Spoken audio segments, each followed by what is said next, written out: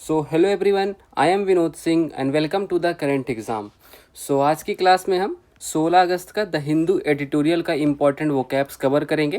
तो episode number 55 में आप सभी का स्वागत है। तो चलिए बढ़ाते हैं एक कदम वर्दी की ओर।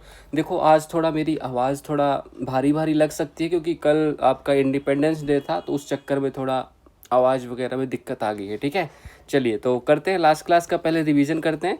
टॉर्मेंट मतलब क्या होता है? टॉर्मेंट मतलब यातना, पीड़ा, कष्ट देना, मतलब अधिक किसी को शारीरिक दर्द पहुंचाना, शारीरिक कष्ट देना। ठीक है। स्टॉन्च मतलब क्या होता है? स्टॉन्च मतलब अडिग हो गया, दृढ़ हो गया, वफादार, मतलब किसी के प्रति वफादारी से काम करना। प्रिसाइज मतलब सटीक, बिल्कुल सही, बिल्कुल स्पष्ट रूप से, बिना गलती के। ठीक है। सोम्बर मतलब क्या होता है? उदास या म्लान, जो मतलब भावनाओं में भारीपन दर्शाए, माहौल में बिल्कुल गम ला दे, गमगीन होता है जो व्यक्ति, है ना। फिगुटी मतलब क्या होता है? भगौड़ा, फरार व्यक्ति, मतलब जो जेल से भागे वगैरह कैदी होते हैं उनके लिए भी इसका यूज किया जाता है। तो छड़ी के अस्थाई कह सकते हो, या बाकी फरार व्यक्ति या भगौड़ा याद रख लेना तुम लोग। ठीक है, चलिए। सो आज की क्लास का पहला वर्ड देखिए, लिसिट। पहला वर्ड आपका लिसिट है। इसका प्रयोग भी हम एज ए एग्जेक्टिव की तरह करने वाले, मतलब ये किसी चीज़ की विशेषता बताने वाला है। ठीक है, तो इसकी मीनिंग देखें तो अलाउड बाय लॉ, मतलब जो आपके मतलब कानूनी हो, मतलब जो जिसकी हमें परमिशन मिली हो कानून के द्वारा, मतलब जिसको हम वैध कहते हैं। लॉफुल हो गया, कानूनी हो गया। ऑफ नॉट फॉरबिडन मतलब ठीक है, विधि सम्मत हो, ये आपको पता हो गया कैसे, मतलब जो वैध हो, वैधानिक हो, कानूनी हो। ठीक है, आप लोग इमेज में भी एग्जाम्पल देख सकते हैं। ठीक है, कहीं कहीं आपको जुआ खेलना भी वैध होता है, लिसिट, तो उसी का एग्जाम्पल देखिए। Gambling is licit in some countries but banned in others, मतलब कुछ देशों में जुआ वैध है, मतलब कानून के द्वारा उसको अलाउड है, लेकिन अन्य में प्रतिबंधित है। The police confirm that the businessman's import activities were completely illicit, मतलब पुलिस ने पुष्टि की कि व्यापारी की आयात गतिविधियां पूरी तरह से कानूनी थी। ठीक है, चलिए अब इसके सिनोनिम्स देखो भाई। तो सिनोनिम्स तो आपके लॉफुल हो गया मतलब कानूनी, परमिसिबल मतलब अनुमेय हो गया, ऑथोराइज्ड मतलब अधिकृत। इसी के इंटोनियम्स देखो तो लिसिट, इलिसिट मतलब अवैध हो गया, इलीगल मतलब गैर कानूनी, अनलॉफुल मतलब अविधिक, मतलब कानून जिसकी परमिशन ना दे। ठीक है, तो वर्ड नंबर 2 देखते हैं। तो अफ्लिक्ट, अफ्लिक्ट मतलब क्या होगा? अफ्लिक्ट का प्रयोग हम एज अ वर्ब करने वाले हैं, मतलब क्रिया की तरह इसका प्रयोग होगा। तो मीनिंग देखिए, टू कॉज पेन, सफरिंग और डिस्ट्रेस टू समवन और समथिंग, मतलब किसी को कष्ट पहुंचाना, दुखी करना, पीड़ा देना। ठीक है, मतलब आपके घर में जो लड़ाइयाँ होती हैं उनको भी आप ले सकते हो एग्जाम्पल। तो किसी को कष्ट पहुंचाना, पीड़ा देना, दुखी करना अफ्लिक्ट कहलाता है। एग्जाम्पल देखिए, many rural areas are afflicted by poverty and lack of basic facilities, मतलब कई ग्रामीण क्षेत्र गरीबी और बुनियादी सुविधाओं की कमी से पीड़ित हैं। She has been afflicted with a rare skin disease since childhood, मतलब वह बचपन से एक दुर्लभ त्वचा रोग से पीड़ित है। ठीक है, ध्यान रखिएगा। सिनोनिम्स देखें तो टॉर्मेंट मतलब यातना देना, कल ही तो हमने ये वर्ड किया था। डिस्ट्रेस मतलब कष्ट पहुंचाना, ट्रबल मतलब परेशानी देना। अब इसी के एंटोनिम्स देखो तो कंफर्ट मतलब सांत्वना देना, रिलीफ मतलब राहत देना, शुद्ध मतलब शांत करना। ठीक है, चलिए वर्ड नंबर 3 देखते हैं। कॉम, कॉम मतलब क्या होगा? कॉम देखो एल इसमें साइलेंट ही रहता है। ठीक है, तो इस ये देखो एज अ नाउन हम इसका प्रयोग करने वाले हैं कॉम का। देखो इमेज में आप देख सकते हो बेचारी बेचैन है, संदेह में है, या किसी झिझकपन में, मतलब स्थिति झिझकने वाली है।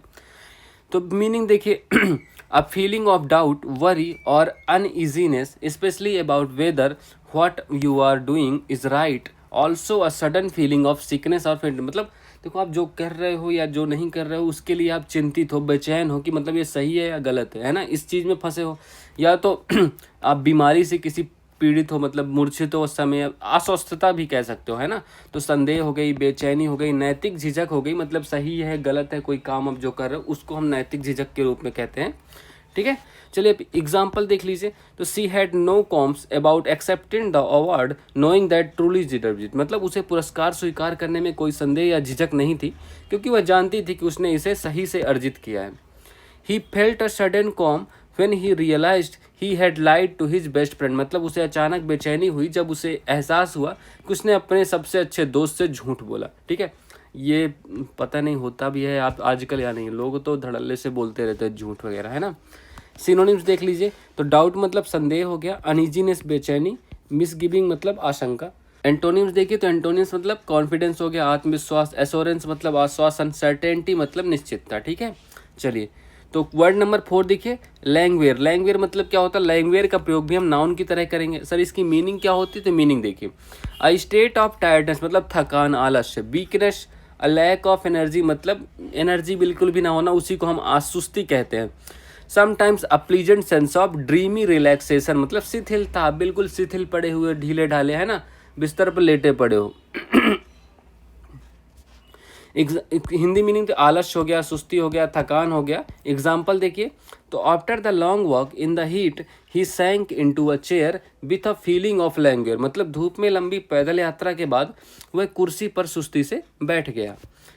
The languor of the summer afternoon made everyone drowsy मतलब गर्मी की दोपहर की शिथिलता ने सबको उनिंदा बना दिया, मतलब आलस्यपूर्ण शिथिल बना दिया, थकान से भरा सुस्ती वाला इंसान। ठीक है, ड्रॉजी मतलब वही होता है। चलिए तो इसके सिनोनिम्स देख लीजिए। तो वेरीनेस मतलब थकान हो गया, फैटिग्यू मतलब श्रांतता हो गई, लेथर्जी मतलब आलस्य हो गया। एंटोनियम्स देखो, तो एनर्जी ऊर्जा हो गई, विगोर मतलब शक्ति, इंथुसियाज्म मतलब उत्साहित व्यक्ति। ठीक है, उत्साह हो गया। वर्ड नंबर 5 देखिए, तो मैग्निमस मतलब क्या होगा? तो इसका प्रयोग भी हम एज ए एग्जेक्टिव करने वाले हैं। ठीक है, तो मीनिंग देखिए, very generous, kind and forgiving specially toward someone less powerful और इवन एन अपोनेंट मतलब किसी विरोधी के प्रति या जो को कम शक्तिशाली है उसके लिए आप उदारता भरी भावना से प्रकट होना। तो उदार हो गया, क्षमाशील हो गया, विशाल हृदय वाला व्यक्ति भी कह सकते हो, मैग्निमस, है ना। एग्जाम्पल देखिए, तो despite losing the game, he is the मतलब मैग्निमस पर्सन, ये बच्चा बेचारा थोड़ा कमजोर होगा पावर में, तो इस वजह से इसको उदारता दिखा रहा है सामने वाला इंसान। तो despite losing the game he was magnanimous in congratulating his opponent मतलब खेल हारने के बावजूद उसने अपने प्रतिद्वंदी को बधाई देते हुए उदारता दिखाई। She showed a magnanimous spirit by forgiving those who criticised her मतलब उसने अपने आलोचकों को माफ करके विशाल हृदयता दिखाई। ठीक है, मतलब ऐसे उदारपन दिखाया। सिनोनिम्स देखिए, तो जनरस मतलब उदार हो गया, नोबल मतलब महान हो गया, काइंड हार्टेड मतलब दयालु। ओके, एंटोनिम्स देखिए, तो मीन मतलब नीच हो गया, सेल्फिश मतलब स्वार्थी, विंडिक्टिव मतलब प्रतिशोधी। ठीक है, तो चलिए आज के 5 वर्ड हो गए आपके। तो अब आइडियम्स एंड फ्रेजेस करते हैं। ठीक है, तो टू स्मेल अ रैट मतलब कोई गड़बड़ी महसूस कर रहा है, मतलब आपको चूहे की महक आ रही मतलब कुछ तो गड़बड़ है बेटा। टू सस्पेक्ट अ ट्रिक मतलब कुछ गलत है ये महसूस कर लेना। टर्न अ डीफ ईयर मतलब आपके बहरे कान को घुमाना मतलब डिसोबे। ठीक है, मतलब अनसुना कर देना, मतलब आप बहरा बनने की एक्टिंग करना, अनसुना करना। हैव द लास्ट लॉप मतलब देखो बहुत समय से आप परेशानी में चलो, मतलब देखो आप कोई बॉलर है, मतलब क्रिकेट का एग्जाम्पल लेता हूँ, कोई बॉलर है 4 गेंदों में उसने 2-4 छक्के मतलब 2-4 चौके या ऐसे छक्के बाउंड्री खा रहा है लगातार, बट उसने लास्ट बॉल पे ओवर की लास्ट बॉल पे विकेट उखाड़ दिए। तो मतलब हैव द लास्ट मतलब अंतिम जो अनपेक्षित जीतना है, मतलब अभी तक तो पिटाई हो रही थी, अचानक से जीत गया। तो to be a victorious at the end of an argument मतलब किसी चीज के समाप्त होने पर विजयी होना। ठीक है, हैव द लास्ट लॉप मतलब अंतिम हंसी आपके पास। रेड लेटर डे मतलब क्या होता है? महत्वपूर्ण दिन। मतलब जो रेड कलर आप मार्क करते हो ना कि ये नहीं ये तो इंपॉर्टेंट है, वही रेड लेटर डे वैसे याद रखिएगा। Happy and significant day. To blaze a trail मतलब ट्रायल, तो to lead the way as a pioneer मतलब जो पाइनियर मतलब देखो पाइनियर का मतलब होता है जो अगुआ होता है, अग्रदूत होता है, जो आगे चलने वाला होता है, तो अग्रसर होना इसका मतलब हो गया। टू ब्लेज अ ट्रायल मतलब to lead the way as a pioneer मतलब अग्रदूत के जैसे किसी को रास्ता दिखाना। चलिए तो फिक्स्ड प्रीपोजिशन देखते हैं आज के। ठीक है, तो चलो पार्ट के बाद देखो हमेशा विथ का प्रयोग होगा जब किसी चीज से अलग होना के अर्थ में आएगा। ठीक है, तो he can not part with his book मतलब वह अपनी विथ हिज बुक। ठीक है, तो ही वो अपने बुक के साथ अलग हो जाएगा। ठीक है, तो ये आपको ध्यान रखना, मतलब अलग नहीं हो सकता, ये है मतलब इसका एग्जाम्पल पूरा। कोप मतलब क्या होता है? से निपटना। कितना गलत टाइपिंग कर रहे हैं, इनको सुधारना पड़ेगा लगता है। कोप मतलब से निपटना होता है, इसके बाद भी हम विथ का प्रयोग करते हैं। तो I can not cope with hot water. ठीक है, हॉट वेदर मतलब मैं जो गर्म मौसम है उससे निपटने की ताकत मुझ में नहीं है, मैं उससे नहीं निपट सकता। फील्ड मतलब से भरा, तो फील्ड के बाद भी विथ का प्रयोग करेंगे। तो the bucket was filled with water मतलब बाल्टी जो है आपकी पानी से भरी हुई है। फुल के बाद हमेशा ऑफ का प्रयोग करेंगे, तो आपको प्रैक्टिस में भी है फुल ऑफ मतलब भरा होना। The bucket was full of water. ठीक है, देखो the bucket was filled with water, तो ये दोनों फील्ड अगर लिखते हो तो विथ आएगा और फुल लिखते हो तो ऑफ आएगा, ये दोनों मतलब सेम है बट आपको ध्यान रखना है। इंजूरियस टू, ये आपको कहीं से बहुत जगह तंबाकू की पुड़ियों में हर जगह टीवी वगैरह पे ऐड वगैरह पे देखने को मिल, इंजूरियस टू योर हेल्थ है ना। तो smoking is injurious to health, मतलब ये भी ध्यान रखना इंजूरियस के बाद टू आता है हमेशा। पार्ट किसी व्यक्ति से अलग होना, व्यक्ति नहीं व्यक्ति है, ठीक है। तो किसी व्यक्ति से अलग होना मतलब from. I can not part from my friend, मतलब मैं अपने दोस्त से अपने मित्र से अलग नहीं हो सकता। तो मतलब किसी व्यक्ति से अलग होने के अर्थ में आए तब फ्रॉम का प्रयोग करेंगे। अब किसी चीज से, किसी मतलब वस्तु से अलग होने के अर्थ में आए तो आपको विथ का प्रयोग करना है। दोनों आपको इनका भी डिफरेंस याद रखना है, ठीक है। ये देखो छोटी छोटी डिफरेंस है, सब एग्जाम में आप ऐसे ही कंफ्यूज हो जाओगे, फिर गलत आंसर मार्क करके चले आओगे। तो यही तो गलतियां होती हैं। तो इसीलिए मैं 4-5 ही कराता हूँ आपको मुश्किल से इस क्लास में। आप खाना खाते वक्त बढ़िया से चला लो, इतना अच्छे से बता रहा हूँ, आपके दिमाग में चला जाएगा। आपको लगेगा आप कुछ याद नहीं कर रहे हो, बट आप जब एग्जाम में पेपर दोगे ना, ये क्लास आपको डिट्टो याद आएगी। फिर थैंक करोगे कि सर ने कराया था ऐसे ऐसे, है ना। तो ये ध्यान रखा कीजिए। देखो कल की क्लास का होमवर्क देखिए, तो कल आपको एक्टिव फॉर्म बनाना था, आपको पैसिव फॉर्म से। तो पैसिव फॉर्म क्या थे, तो you might be promoted this year. अब देखो ये पहले से पैसिव फॉर्म में था। अब आपको एक वर्ड इसमें दिख रहा है, मैं आपको दिखाता हूँ, आपको शायद ना दिखाओ, बी लगा हुआ है। बी मतलब माइट के बाद बी ही आता है, तो माइट रहा होगा, माइट का बी हो गया होगा। तो अब हमें पता चल गया हमारी वर्ब जो होने वाली है एक्टिव में, तो माइट ही होने वाली है, माइट हमारी वर्ब होने वाली है, ठीक है। तो वो तो आपको पता चल गया। तो देखो अब इसमें ऑब्जेक्ट कुछ नहीं दिख रहा आपको, ऑब्जेक्ट कुछ दिख रहा है, बट सब्जेक्ट तो आपको लेना ही पड़ेगा। तो आप ऑब्जेक्ट अपने से बना सकते हो। ये आपको थर्ड फॉर्म में बताया गया था कि किसी भी वर्ब की पर्सन के थर्ड फॉर्म को आप सब्जेक्ट बना सकते हो। तो दे का हम प्रयोग करने वाले हैं, ठीक है। तो दे का प्रयोग करेंगे, दे।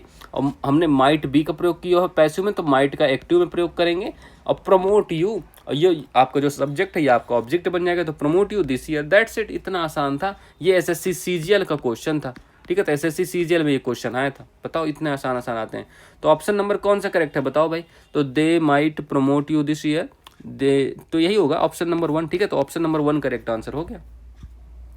चलिए तो आज का होमवर्क देखिए, identify the segment in the sentence which contains a grammatical error. तो ऐसा कौन सा पार्ट है जो सेंटेंस का जिसमें कुछ ग्रामेटिकल एरर मौजूद है, ठीक है। तो neither Sam nor I R interested in attending the meeting. अब इनमें से देखो, neither Sam nor I R interested in attending the meeting, किस चीज़ में गलती है आपको ये कमेंट करना है। कल हम इस क्वेश्चन को अच्छे से डिस्कस करेंगे। तो आज आप अपना आंसर जो है कमेंट बॉक्स में टाइप जरूर कीजिएगा, ठीक है। उससे आपको भी कॉन्फिडेंस बिल्डअप होता है, ठीक है। चलिए, so that's all for this class. Please like कर दीजिएगा, शेयर कर दीजिएगा, अपने दोस्तों तक पहुँचाओ, थोड़ा उनको भी बताओ कि इंग्लिश क्या चीज़ होती है ना, कैसे थोड़ा थोड़ा करके 5-5 मिनट में याद किया जा सकता है। और सब्सक्राइब तो कर ही दीजिएगा, इतना तो आप कर सकते हो। So have a good day and